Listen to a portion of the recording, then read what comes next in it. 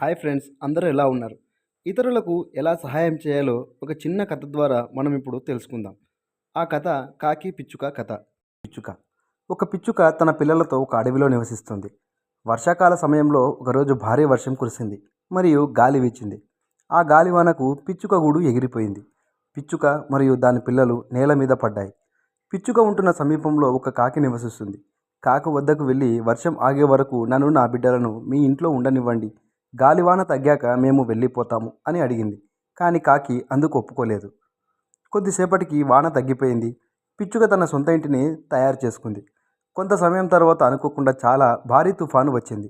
దీనివలన కాకి యొక్క గూడు విరిగిపోయింది. కాకికి ఏం చేయాలో అర్థం కాలేదు. తన పిల్లులతో పిచ్చుక ఇంటికి వెళ్ళి కొద్దిసేపు అక్కడే ఉండనివ్వమని అడిగింది. ఆ పిచ్చుక చాలా దయగలది. పిచ్చుక, కాకి మరియు కాకి పిల్లలను అక్కడ ఉండటానికి అనుమతి ఇచ్చింది.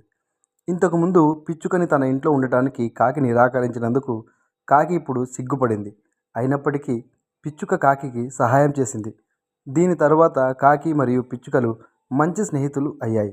ఈ కథ యొక్క నీతి: ఇతరులకు సహాయం చేయడానికి మనం ఎల్లప్పుడూ సిద్ధంగా ఉండాలని ఈ కథ మనకు బోధిస్తుంది. ఇలాంటి మంచి మంచి కథలు, మంచి మంచి విషయాల కోసం మన ఛానల్ను అందరూ సబ్స్క్రైబ్ చేసుకోండి. అలాగే మన ఛానల్లో డైలీ అప్లోడ్ చేయే వీడియోస్ కోసం పక్కనే ఉన్న బెల్ ఐకాన్ను యాక్టివేట్ చేసుకొని వీడియోస్ను నోటిఫికేషన్ రూపంలో పొందవచ్చు. Thank you for watching.